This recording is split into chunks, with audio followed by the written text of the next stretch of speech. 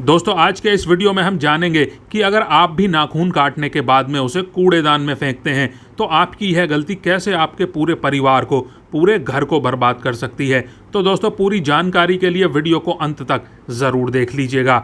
नमस्कार दोस्तों, स्वागत है आप सभी का एक बार फिर से।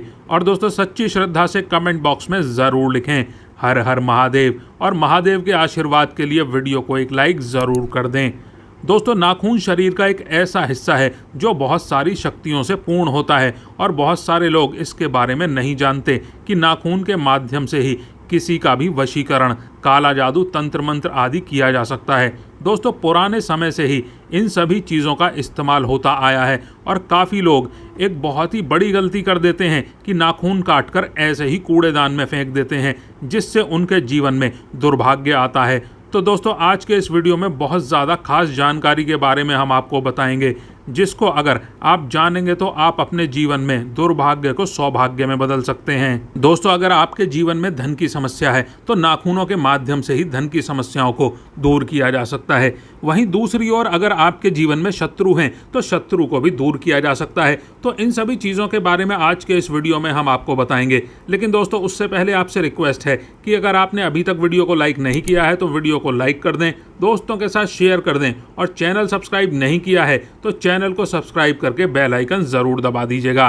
दोस्तों आपको बता दें कि नाखून शरीर का एक ऐसा हिस्सा है जिसमें किसी भी व्यक्ति का ऑरा विकास करता है। और ऑरा मतलब होता है दोस्तों उसकी ऊर्जा, उस व्यक्ति की ऊर्जा छुपी होती है नाखूनों में। जी हाँ दोस्तों, काला जादू में नाखूनों का ही इस्तेमाल किया जाता है। व्यक्ति के ऑरा को पकड़ लिया जाता है उनके जरिए।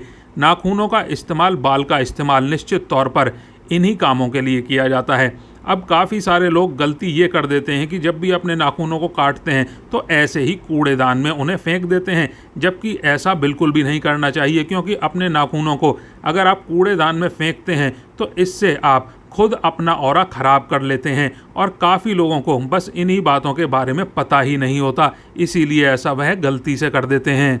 दोस्तों नाखूनों को जैसे ही आप कूड़ेदान या फिर कचरे आदि में डालते हैं तो बस उसका सीधा प्रभाव आपके जीवन पर, आपके ऑरा पर पड़ने लगता है। और कई बार किसी व्यक्ति का ऑरा बिगड़ जाता है तो उसके मन में चिंताएं, टेंशन, डिप्रेशन आदि होने लग जाते हैं।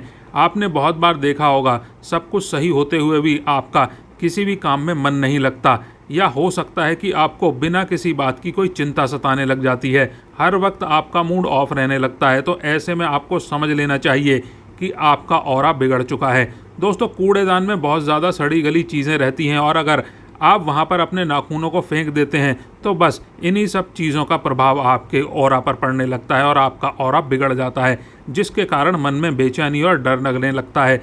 तो अगली बार से आपको बिल्कुल ध्यान रखना है कि नाखूनों को कूड़ेदान में बिल्कुल नहीं फेंकना है। दोस्तों अगर आपके जीवन में धन की समस्याएँ हैं, आप इस बात का ध्यान रखें कि आपको नाखून जो है खड़े वार होते हुए नहीं काटने चाहिए। उस दिन बिल्कुल नहीं काटने चाहिए। खड़े वार का मतलब होता है मंगलवार, शनिवार, इन दोनों दिन बिल्कुल भी आपको नाखून नहीं काटने चाहिए। नाखूनों को काटने के लिए केवल बुधवार और शुक्रवार का दिन ही आप चुन सकते हैं। दोस्तों शुक्रवार के दिन नाखूनों को काटकर किसी भी बरगद के वृक्ष की जड़ में डाल दें। लेकिन अगर बरगद का वृक्ष आपके घर के आसपास नहीं है तो ऐसे में आप किसी भी पेड़ की जड़ में, आपके घर में जो भी आपने पेड़ पौधे लगाए हुए हैं उनकी जड़ में भी डाल सकते हैं। लेकिन इस बात का ध्यान रखें कि आपको कभी भी तुलसी की जड़ में नाखून नहीं डालने हैं।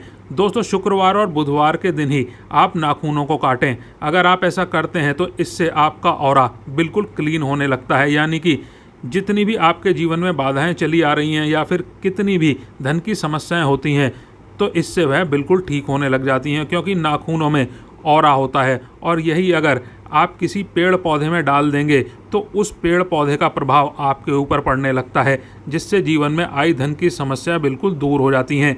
यह आप किसी भी पेड़ पौधे में डाल सकते हैं, लेकिन आपको तुलसी या फिर शमी के पौधे में नहीं डालने हैं अपने नाखून। लेकिन अगर बरगद के पेड़ में डाल सकें तो ज़्यादा शुभ माना जाता है, क्योंकि बरगद के वृक्ष का विस्तार बहुत ज़्यादा होता है। दोस्तों वह काफ़ी तेज़ी से होता है और काफ़ी ज़्यादा होता है, या कहें कि बरगद के वृक्ष को कोई भी रोक नहीं सकता। इसकी जड़ें बहुत ज़्यादा गहराई में मिट्टी तक पहुंच जाती हैं। इसीलिए अगर आप नाखून काटकर बरगद के पेड़ की जड़ में डालते हैं तो ज़्यादा शुभ माना जाता है, अच्छे फल मिलते हैं आपको। और दोस्तों हमारे सभी धर्म ग्रंथों में बालों के विषय में भी बहुत सारी बातें कही गई हैं।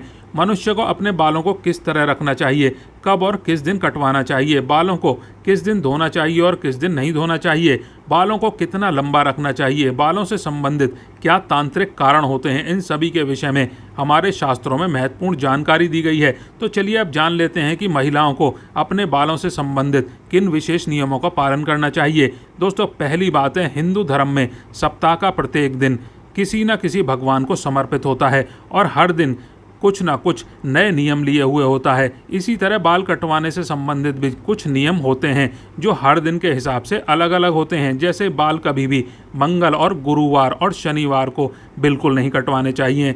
मंगलवार मंगल देवता का दिन होता है। ऐसी मान्यता है कि मंगलवार को बाल कटवाने से मंगल की स्थिति खराब होती है और व्यक्ति की आयु घट जाती है। दोस्तों, गुरुवार का संबंध गुरु ग्रह से होता है। ऐसा माना जाता है कि इस दिन बाल कटवाने से हमें अशुभ फल की प्राप्ति होती है और मान सम्मान और धन की हानि होती है, क्योंकि गुरुवार माता लक्ष्मी और भगवान विष्णु का दिन होता है। इसीलिए इस दिन बाल बिल्कुल नहीं कटवाने चाहिए। शनिवार के दिन भूल से भी बाल नहीं कटवाने चाहिए, क्योंकि शनिवार का संबंध शनिदेव से है और शनिवार के दिन बाल काटने से जीवन में कुछ ना कुछ अशुभ ज़रूर होता है। बाल काटने के लिए बुधवार, शुक्रवार और रविवार का दिन सबसे उत्तम माना गया है।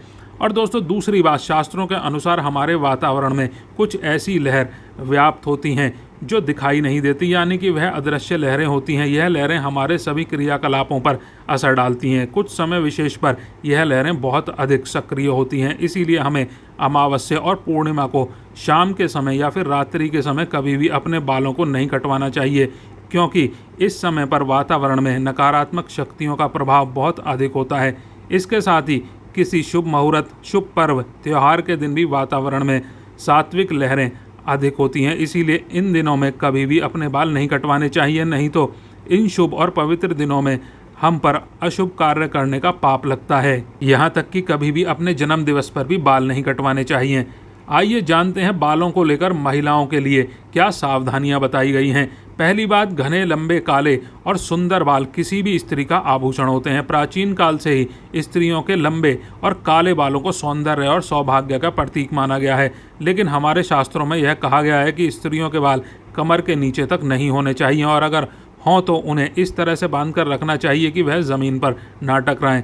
बाल बहुत ही संवेदनशील होते हैं और इसीलिए ज़मीन पर टकराने से ज़मीन पर फैली नकारात्मक ऊर्जा बहुत ही जल्दी बालों में आ जाती है, जिसका नकारात्मक प्रभाव उस स्त्री पर पड़ सकता है।